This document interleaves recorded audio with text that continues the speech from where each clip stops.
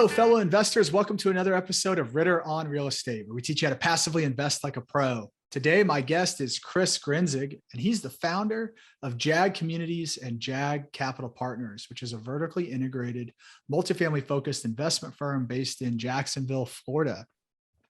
And Chris, thanks so much for being here today. Yeah, thanks for having me on. Appreciate it. Yeah, so we're going to dig into a lot of stuff today, but before we do that, let's tell folks a little bit more about who you are and your background. So please share with us where you come from. Yeah, for sure. So Long Island, New York, born and raised.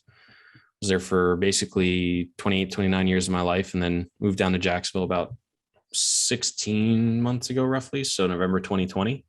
But went to college up there. And then after that, just kind of bounced around between jobs, coaching some college soccer, doing some odd jobs here and there, but then was trying to get into, your stereotypical business world. And my entry into that was being a cold caller for a stock brokerage company up there.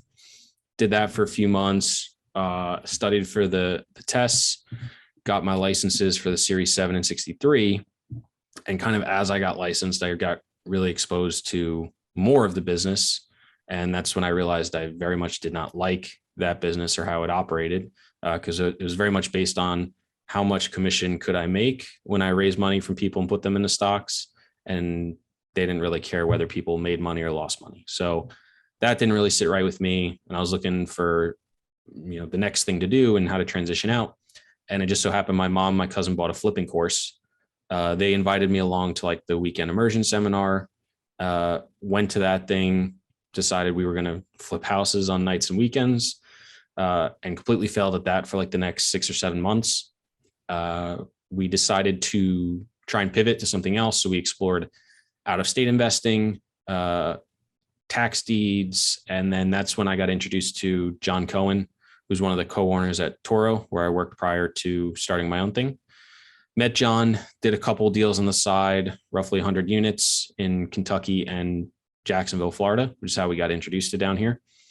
And then I left my job as a stockbroker where I was still working, moved over to Toro, which John had formed with his partner, Don, where they were focused on much larger assets. So 100 to 500 units, $5 to $50 million, and kind of got coached up and brought up through, their expertise, their experience, their knowledge, et cetera. And I was there for roughly 4.5 years, a little bit less. And while I was there, it evolved from, learning to kind of handling the asset management to then running and growing the portfolio in Florida. Because we had done that one deal in Jacksonville, Florida. I was doing a lot of work on that on the side. And I got in and said, hey, like this deal's going well. We've got a good team down there. Why don't we look for more? And they said, sure. So while I was there, we bought 4,000 units in total, worth around $300 million at acquisition. We grew our portfolio in Jacksonville to 1,000 units, worth around $70 million acquisition. And then in 2020, when COVID hit, myself and a couple family members decided to start looking just for a deal for ourselves. So no investors, no whatever, wasn't really planning on leaving. Found a great deal down here in Jacksonville, around the corner from a deal we had just bought at Toro. And it was like same vintage, same floor plans, same basic business plan, which made it really nice for me because I'd just done, months and months of work on this asset and the submarket and had gotten a few months of operations to kind of see how it was going. And as I kind of put it under contract, put it out to my network that, was buying a property, had a few dozen people reach out to me and be like, hey, that's amazing. Are you leaving? Like, what does this mean? What are you doing? And I was like, no, not really planning on leaving. However, so many people asked me, I actually started thinking about and contemplating it. And one thing to keep in mind too was I had been living in Brooklyn, New York, while I was working for Toro. And when COVID hit, I moved out east to my mom's place, which is very nice, but it was a 55 and older community. I was living in the basement just to be like separated, and had been going stir crazy for like 5 or 6 months. And so decided that I was going to leave, but I was going to leave and move from New York to Florida to open up a vertically integrated shop doing property management, and one day to also have some construction in-house, but for now, just, managing the construction. And decided I was just going to pack up everything I could fit in my car, drive down when we closed, and just set up shop and figure it out. So we closed on that first deal, which was 16 units. We closed on our second deal in February, which was 24 units. That's also when I hired our first 2 employees. They were part-time at that time. And then since then, we've closed our third, fourth, and fifth deal. So we're up to 72 existing units. And then we've got our first development deal under contract for the land. And we're going through the zoning and stuff like that. And I was a couple minutes late hopping on here because I was on that call before I hopped on this. So, we're multifamily focused, like you said, Jacksonville focused, and our, my 10-year vision for the company is to scale to 500 million under management in 10 years. Gotcha. Well, that's an excellent story and a lot to unpack there. So, just starting from the beginning, you started out with flips, right? And you tried a whole handful of different things, which I think a lot of real estate investors do. I mean, I did the same thing myself, but what was it ultimately about multifamily that made you land there? It was 2-part. One, we were floundering to find our feet in real estate. So having somebody that was willing to kind of mentor us and work with us a little bit was part of it. And then 2, it was a pretty heavy value add. The first deal that we did, we were basically ripping out all the cosmetic stuff and putting in new.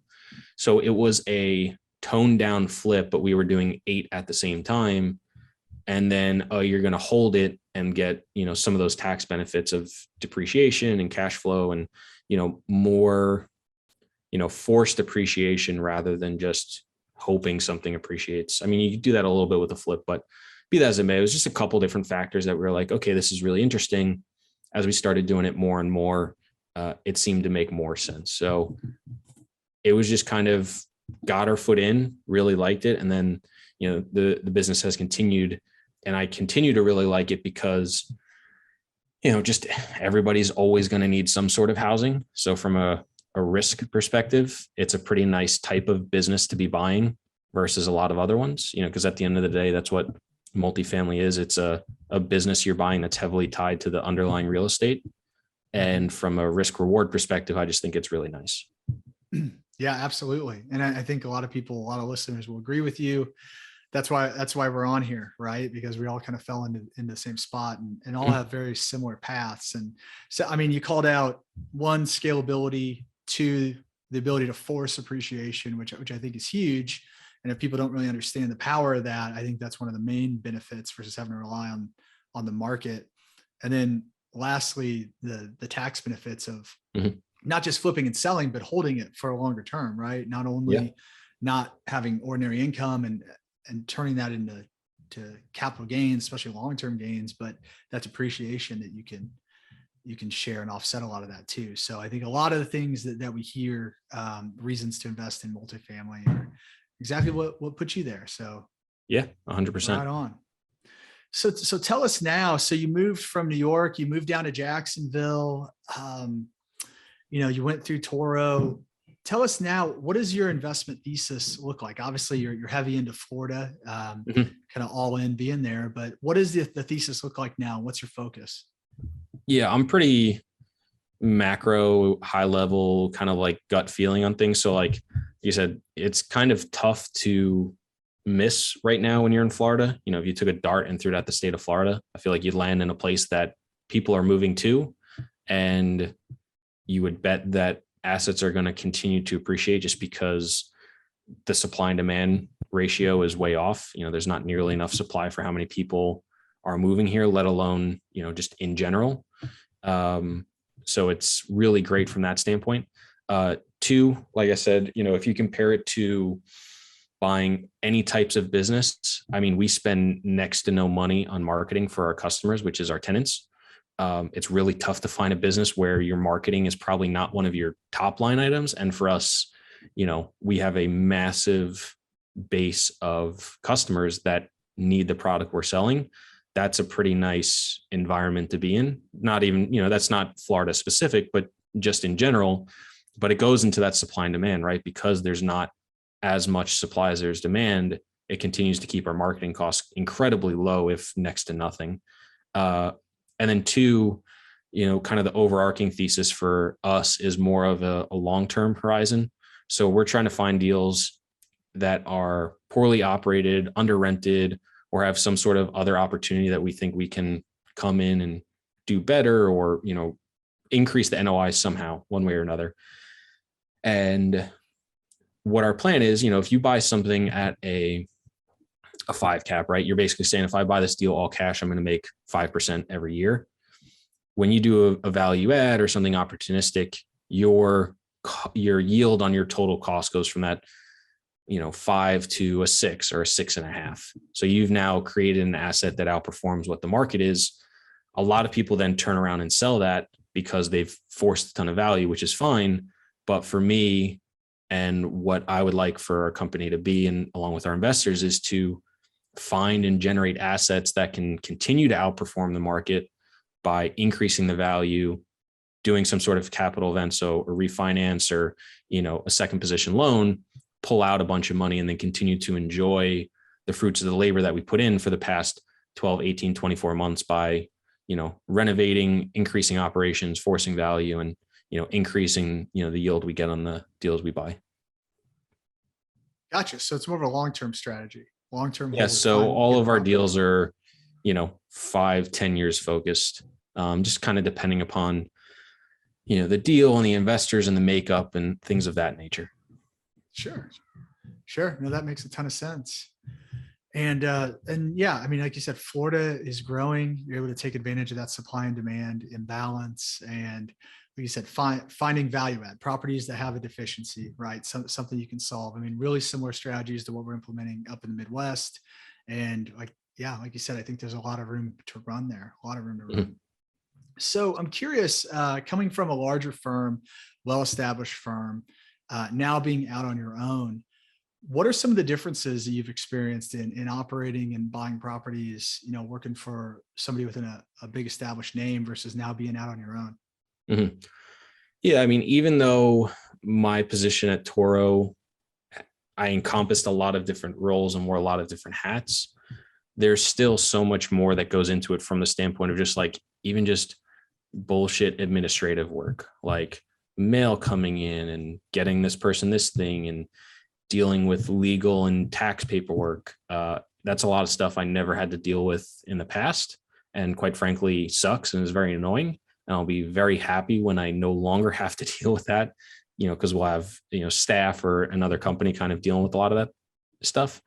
But there's a lot of other ancillary little things that have to get done that, just eats up a lot of time, whether it's, just the amount of time it takes, but even just switching between tasks always takes a little bit of time that people don't, so if answering a piece of mail or scanning something in takes a minute, well, from you to go from one task to another may also actually take you, another 20, 30 seconds. And you do that several times a day, multiple days a week, all that time adds up. So it really takes away from a lot of the productiveness that I feel like I can do in a day and a week, that I felt like I was able to do a lot more while I was at Toro. Also, they had, more established systems already in place. They had more team members in place.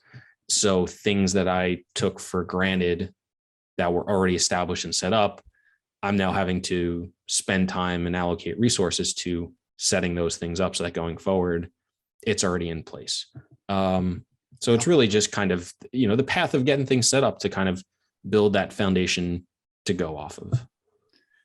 Yeah, absolutely. I can attest to that too. I mean, we come from somewhat similar backgrounds of working for a larger firm and then going on your own. And, and I had done smaller stuff on my own before, but I think, the amount of just little things that you realize. And then I don't know if you've read the book Deep Work, but one of the things that they talk about in that is actually it takes your brain like 7 minutes to process switching from one task to another to get fully into that task. And so you start to even add that stuff up, and it really does start to eat your time away. And it was amazing. Like when I started too, how I experienced the same thing. It's like, man, you allocate X amount of time to get something done and realize everything takes longer than you expect. And by the time you switch over and get your mind back in and get all set up, and it really starts to eat away at your productivity. And so, yeah, that was one of the first things I was able to do, was like bring some assistants on and start to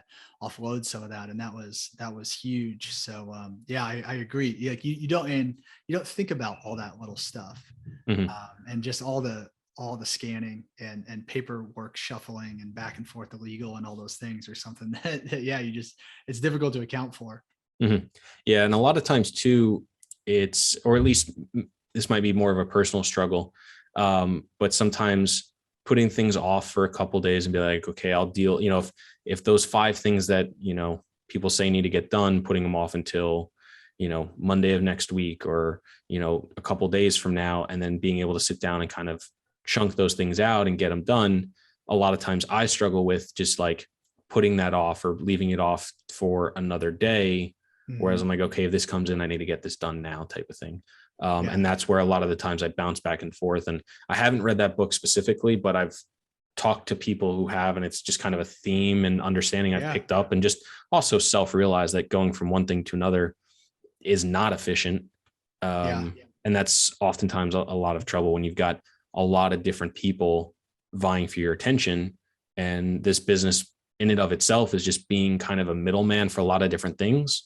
I just say, like, basically my whole day is just figuring shit out. Like, okay, this person needs this. How do I get that? Where do I get it? Who do I talk to get that thing for that person? And it's like, yes, over time, some of the same things pop up over and over again, but then it's like, things are always constantly changing. Like, we're going through a refinance right now. And it's like, I've done loans for Toro, several, if not dozens.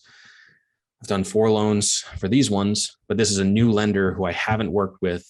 So it's got things I haven't done before. So it's like, okay, now I've got to spend time figuring it out when I thought I already had it figured out to a certain degree. So it's just like, even once you think you have something figured out, that process may change going forward. So it's like a fluid thing too, that's always changing. So, it's definitely challenging from that degree as well.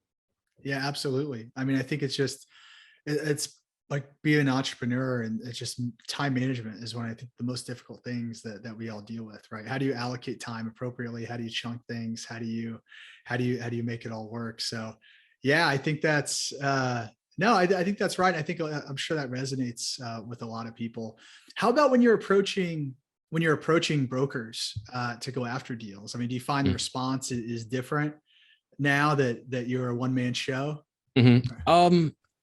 So the brokers I talked to a lot changed, because the people I was talking to was, 150, 200, 300 unit properties. They're not working on the smaller deals that I am. And I should have also included this in the thesis.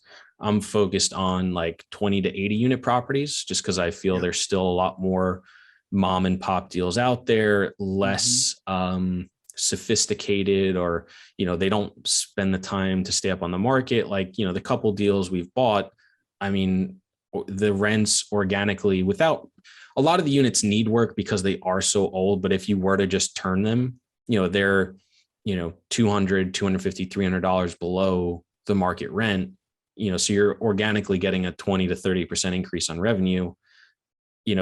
Those are not opportunities you're really finding in, the more quasi institutional space of, 150 units plus. So, that's another part of it.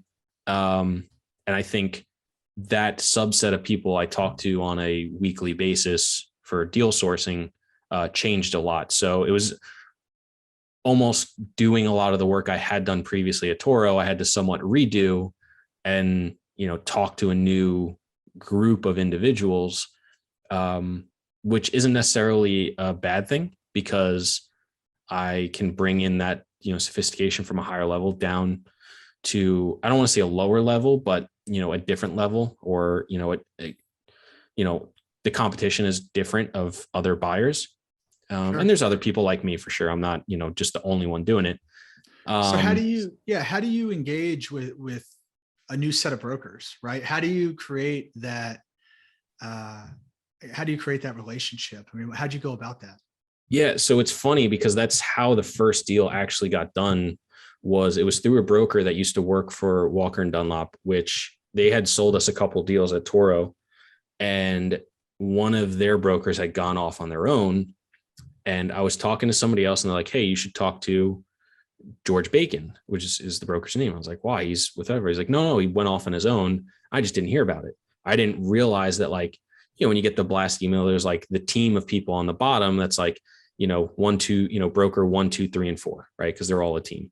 Mm-hmm. And I didn't realize he hadn't been on him for a while. So I reached back out to him, and he was never my main contact, but we kind of knew each other's name. And I was like, hey, so-and-so told me to call you. Like, he said, you went off on your own and you're doing some things, and here's what I'm looking for, and here's what I'm doing, and all this stuff. And we probably talked for like, 40, 50 minutes in general, just like, hey, what are you doing? And here's what I'm doing. And, COVID was going on at that time too. So it was just talking about the market in general. And then, we were talking about deals that had happened in the market. And it was just that type of thing where, he kind of like towards the end was like, okay, like we've never really talked that much because I wasn't your main contact, but clearly what you're talking about and what's going on.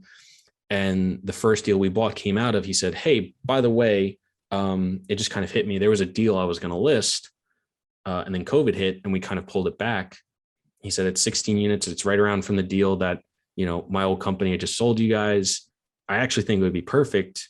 Do you want me to reach out? And I was like, yeah, that sounds amazing. Like, looked at the location, looked at the deal. I was like, this is like perfect. It's kind of like a dream come true type of thing. I was like, yeah, let me know. And reached back out. The guy said he would sell. I had a contact of mine because I was still up in New York, and stuff was crazy at that time. This was like, I want to say like June or July of 2020. So New York was still very much shut down, and flights were being weird and things of that nature. I was like, hey, can you just go tour this for me? And what do you think? And then within a few days we had an offer in, and, we had a contract, and then we closed. So that conversation, that, reintroduction to a certain degree / introduction, because we hadn't spoken that much, led to a deal at the end of the conversation. That's awesome. And I think it's funny, maybe not funny, but how often that happens is it's those kind of organic conversations with brokers that all of a sudden it's, oh, actually, yeah, we've got this deal. Mm-hmm. And, I mean, it's happened to me several times, and we've closed a couple of deals because of that, because it's just engaging with the brokers and keeping that conversation going. For you, it was maybe a new conversation, but I think that's just the importance of maintaining those broker relationships. Mm-hmm. For the listeners, understanding, every 2 to 3 weeks, I'm trying my best to reach out to the brokers that I know and just have those conversations. They're not always 40 minutes. They're maybe a couple minutes, but mm-hmm. Oftentimes it can spark just, oh yeah, by the way, we had this deal that's about to come out, or this one we're thinking about. I think that's critical to maintain those relationships. Yeah. I think one thing that at least I'm a little bit guilty of, but I would imagine this is a lot of people, is, to our own faults, we're so into our own world, we tend to think that a lot of other people know more than what they actually do about what's going on in our life and what we're doing. Right. Mm-hmm. So it's like, you're not top of mind for most people, if not almost everybody. Right. So the more you can just ping that person, and like, they just see your name, right? It's just a text. Yep. It's just an email. Yeah. It's a 5-minute phone call. You do start to become more top of mind in what they're doing, rather than like, oh, I haven't spoken to this person in 4 months, and then I get a blast email and I'm buying a fully marketed deal that may or may not be worth it. And I think that's the thing that, I don't know if people do enough, or in a manner that makes sense, because we think, oh, I spoke to him like 4 weeks ago, he'll think of me if he sees something. It's like, no, you've got to stay on that person's mind consistently, because, that's how deals get done, and that's how people think of things. And it's like, even today I was having a conversation with, I have a partner for the development deal we're going to be doing, because I have no development experience. So I got introduced to him, and, I brought him in on the GP side to kind of help with a lot of those things. And we talk probably like once a week, every other week, or touch base just on what's going on and looking at new development opportunities, because I'm still very much learning about a lot of these things. And I had a conversation yesterday with somebody about like, they're just a fund looking to invest in different things. And it was an interesting opportunity. And I didn't even think of him until I was on the phone with him before we jumped on. And it wasn't until the end of the call that I thought to even connect those two people in my mind and being like, hey, this might actually be something you would be interested in too, because it could be a good fit for what you're looking for.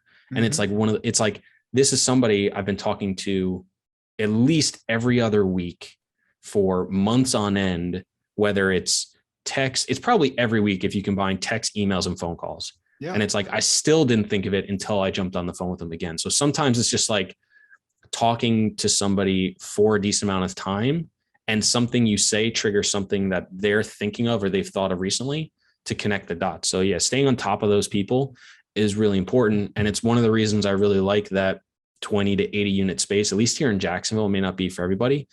It's incredibly disjointed. Mm-hmm. You know, there for the 100+ unit stuff, there's like 5 companies, you know, call it 10 guys or girls that source deals. You know, 95% of the deals in Jacksonville go through them. Mm-hmm. In the sub 100, sub 80 unit space, if I'm looking at 15 deals, there's probably 10 to 12 different points of contact for each of those deals that I'm looking at. And yes, some of those are development, some of those are existing. So that's a different subset of agents or brokers. But even still, for existing stuff, it's at least half. You know, it's not like, you know, the same 5 people all the time, which I love, because I will do the work and spend the time to continue to stay up on those people and be top of mind. And by having a pretty strict and rigid criteria, it makes it easier to stay top of mind when they see a deal and they're thinking of who would buy this. But it also makes it tough for other groups to like see a lot of deals and stay top of mind. So I like it because I can be good at it and do it, but I can understand why people might struggle if they don't understand that. Yeah. And I think that's the lesson learned. The message is figure out the people that are going to be critical to growing your business and stay top of mind with those folks. Right. Because I think what you said was a great point, that, I mean, nobody cares or knows as much about what you're doing as you do. Everybody else has all their own stuff going on, family, work, everything else. So just stay top of mind, even if it's a text, email, whatever you got to do to keep your name up there. Cause yeah, I think that's a great tip. So Chris, as you're thinking about, you know, the business is off to a roaring start. It sounds like you've done a handful of deals. You said your goal is to grow to 500 million over the next 10 years. What does that scaling look like to you? How do you think about, how do you scale the business from where you are now to there? So part of what I did as I was debating about going off on my own was actually build out like a 10-year vision by year of like how much we're going to acquire, what our revenue is going to look like when we buy that for the duration of the hold, and, you know, when we eventually exit it. And then like looking at, you know, kind of coming up with a target that is feasible and doable. So like I have yearly metrics of like assets we're trying to acquire and then trying to, you know, scale up to that. So, you know, the number on paper that I have is actually acquiring $640 million worth of property over 10 years, exiting roughly $100 million worth of it, and then, you know, having 540 under management, which gives me some margin for error, right? It's like 9 or 8% or something like that. But every year it is like anywhere from a 30 to a 65% year over year increase in the number of assets we're acquiring. So like year 1 was 5 million. Year 2, which we're in right now, is 8 million. Year 3, I think, is 13 million. I don't remember after that, to be perfectly honest, but I have the spreadsheet I can refer back to. Sure. And then I've broken down, you know, roughly what I think our price per door might be, how many units that would be, roughly how much revenue that, you know, those properties bought in the first year are going to generate over a 5-year period. So that way I can calculate property management fees, you know, loosely, asset management fees, acquisition fees, by taking a baseline, you know, return. I think I did like, I want to say like an 18% annualized with our promote structure. Okay, what would that net us over a 5-year period? And then, you know, one of my concerns, because I saw it happen at Toro, is investors want to see us have skin in the game when we're bringing a deal to them. And they don't want to see you just roll an acquisition fee into the deal, or at least, you know, a lot of the ones I talk to. So when we've kind of breaking it down, that's roughly your 10% of equity comes from the general partners. I do not have, when you break down 500 million owned, if you did loosely, 200 million in equity, 150 million in equity, and then 10% of that is 15 or 20 million in general partnership equity, I sure shit do not have that right now. Maybe I'll have it in 10 years, but most likely not. So for me, it was also looking at, okay, how much GP equity is going to be required if we are refinancing deals every 2 to 3 years and getting back a rough percentage. How much of that can I roll forward? If we sell a deal in year 5, how much is the company getting that I can then roll into GP equity for future deals, and looking at that thing. So I have, like a cumulative total of GP, every year, how much GP equity we have outstanding, and just looking at all those different things, because whether you have, 50 grand, 500 grand, 5 million, 50 million, you are capped at how much you can buy, whether you're the sole owner, the GP, or whatever, right? Eventually you're going to hit your bandwidth of how much you can buy. And if you want to scale quickly and hit that, eventually you're going to run out of capital to deploy, either as the sole owner, a 50-50 split, or 10%, owner, whatever it may be. So understanding what that limit is and then building up to it, that was something I wanted to pay attention to when coming up with our 10-year mark. Because the last thing I want to do is put, $2 billion of assets, and then I need 100 million worth of GP equity. And it's like, okay, I don't know how to do that. Yeah. So I didn't want to make it too unrealistic. I wanted something within the ballpark of, achievable. Yeah, no, I love the specificity you've gone into and how you created that vision. I think, that's one extremely important part about achieving your goals, right? Is having a specific vision on how you're going to do that. So you've outlined that there. You've put hard numbers to it. So you've got a path, and you also have those trigger points in place to know, am I on path or am I not? And if I'm not, you have the opportunity to pivot and adjust. And so love that. I think that's a great model to follow for people that are trying to build out their dream and build out their goals and scale up. So, appreciate you sharing that with us. Yeah. And I think too, it's not like a hard and fast thing. Like, you can always change. Like, I'm only accountable to myself. So if I want to change what I'm doing, I can.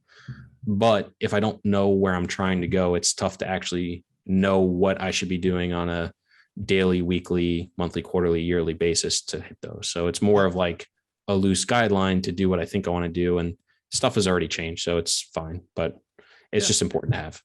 Yeah. If you don't know where you're going, anywhere works, right? So exactly. You got to have that clear path. Awesome. 100%. Well, Chris, appreciate you sharing all that with us, man. Before we let you go, I want to take you through our keys to success round. There's 4 questions I'm going to ask you. First one is, put yourself in your investor's shoes. If you were going to invest your money with somebody and you can only ask them one question, what would that one question be? I would ask them what they think is the most important element in their business, because I think that'll tell you what they prioritize. And when they have a million things to do in that week, what things they're going to pick out and, make a priority. Yeah. How would you want them to answer it? I think it's tough. I think it's a personal thing, right? Because I think you can make an argument for a lot of things, right? I think some people will be like, hey, I want communication to be the most important thing, right? Good, bad, or indifferent. I want to know what's going on. Some people may say, I want to know that you're busting your ass to make sure the property is performing at its peak, because even if you don't tell me what's going on, I know the work's getting done and you're doing your best job. Some people may say, I want to make sure the debt is getting paid. Like, I think there's a lot of different things. And I think it's just a personal thing. Cause I know some people that like, hey, communication, I want to know everything. And then some people are like, I don't really care if you update me, here's the money and, go do what you got to do. So I think there's a couple different answers in there that could be good. Just depends on what that person values and, who they're giving their money to. Gotcha. So what are you most proud of in your career? I think there's a lot of things, but I would say one of the whole reasons I'm even doing this is I've had a lot of friends, family, people I've known that really didn't enjoy their job for one reason or another. And it's one of the reasons I stayed at Toro as long as I did, because I had thought about leaving for other jobs that, were in the city and my commute wouldn't be over an hour each way, or just thought about, maybe getting a different role or whatever. But ultimately, when I looked at my life and the stuff I had around my job, I never left, because I was like, the important stuff, the big stuff to me was taken care of. And I had a lot of flexibility, autonomy, ownership of my role. There's no limits on like taking days off. And if I, like one morning when I lived in Brooklyn, it snowed so bad, my car was just like completely covered and it iced in. And I was like, this is going to take me 5 hours to chip away. I was like, hey guys, I'm working from home today. And they're like, okay, no problem. That stuff was super important to me and was really great. So providing a similar environment for other people is one of my goals. And I just had kind of our 1-year check-in with our on-site manager. And she just gave me a really ton of great feedback that kind of nailed a lot of the things that I was trying to do. And that made me really happy and proud. That's awesome. That's awesome. You're taking those things you liked and creating a culture around your own business. That's very cool. What is a book that everybody should read?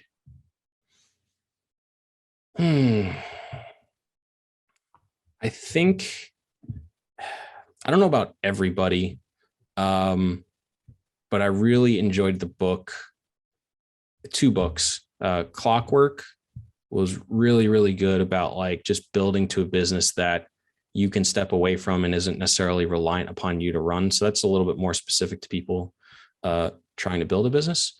But also a book called Who Not How was really impactful too, of just like, stop trying to do everything yourself and find the people that already know how to do it, and things will be easier. And I think that's applicable to anybody's life at any level, whether it's, chores, or whether it's work, or whether it's, running a business, or, dealing with whatever. There's somebody out there that has gone through what you're trying to go through and knows how to get through it. You just got to find that person. Yeah, absolutely. I haven't read Clockwork, but I've read Who Not How, and that had a huge impact on me and how we run our business, and brought on several assistants because of that book. And it's been a game changer for sure. Yeah. So lastly, Chris, what is your number one key to success? I think probably just not judging myself too hard. Like today is a really good example. I have not done that much today. I had a eye doctor's appointment I went to. I've done a couple phone calls, and it's like, any investors probably listening to this, they may not want to hear that. Like, anybody that's in our deals or many partners or whatever, like I'm going through refi now. I'm supposed to be working together on getting my personal financial statement updated, my SREO updated, getting this information together. But it's like, okay, like, there's some days you got to do some stuff, and, you got to do other things. And I have time later tonight, and, I'm taking off tomorrow and Monday for Easter to go on a trip with family. But it's like, I know in 5 years from now, I'm never going to look on this day and be like, I should have worked that much harder. Like there's days where I get in and I crush it for 10, 11 hours, and that's great. And then there's days where, I just don't get as much done for one reason or another. And it could be, doctor's appointment. It could be just one of those days. And I think that really serves me really well, because it doesn't really, I'm not sitting here like a bundle of stress. Like I'm able to still get things done. And in the grand scheme of things, like I said, in 5 years, it's not really going to matter. Yeah, I think that's a good lesson. I mean, that's part of the beauty of being an entrepreneur, right? And working for yourself is being able to control your own schedule. And I think, you're going to have those ebbs and flows, like you said, and not getting down on yourself, I think is huge. So I think that is, that's a great key to success, because it's easy. I mean, we are our own worst critics, right? And so that's awesome. I love the perspective of, in 5 years, what's going to matter? Is it going to be that you're going to remember that great trip with your family? Or would it be that you didn't go on that trip and like you crushed it on Good Friday, and worked 10 hours? Like what's going to matter, right? And I think that's good perspective. It's also too, right? Like it's a long-term game. I saw there's like a meme going around. It was like, if you look at your day to day or like minute by minute, it's like Or if you look at kind of like a stock chart, right? It goes up, it goes down, it goes up, it goes down. But like when you zoom out, it looks just like a line going up on an angle. And I think about that. It's like, I know I'm doing good stuff. I know stuff is getting accomplished. And like, yeah, some days I'm just having a bad day for whatever reason. Maybe I didn't sleep right. Maybe my dogs are being crazy. Maybe, I got in a fight with my fiance or something, or just whatever, just not feeling it. And I'm just going to have a down day. But then the next day I may wake up on top of the world and crush it and, blow past where I was. But over time, everything kind of evens out. And, again, I'm just not judging myself and knowing I'm doing the right things I need to do. And, it's going to all work itself out. Yeah, that's right. As long as you're doing the right things, it'll all work itself out. Yep. Well, Chris, thanks so much for coming on today and sharing your knowledge with us and sharing your story. I think it's inspirational coming, out of a big group, starting your own and really just starting to blast off with that. So excited to see the rest of your success, my friend. And again, thanks for coming on. If people want to learn, more about you and what you're doing, how can they get a hold of you? Yeah, for sure. Anybody can email me for any reason. If you're interested in investing, if you're interested in Jacksonville, you want a second pair of eyes on something, you just want to connect, email me, chris@jag-communities.com. That's also our website for our management side, jag-communities.com. Should be launched in like the next week, hopefully. So if it's after, April, whatever, you should be good. It'll be live by then. We'll make sure we link it down in the notes. Our investor facing website is jagcapitalpartners.com. So check out those two websites. If you want to connect or follow me on social media, just search Chris Grenzig on any of them. But the two main ones I'm on are Instagram at Chris.Grenzig or LinkedIn, which I think is just Chris-Grenzig.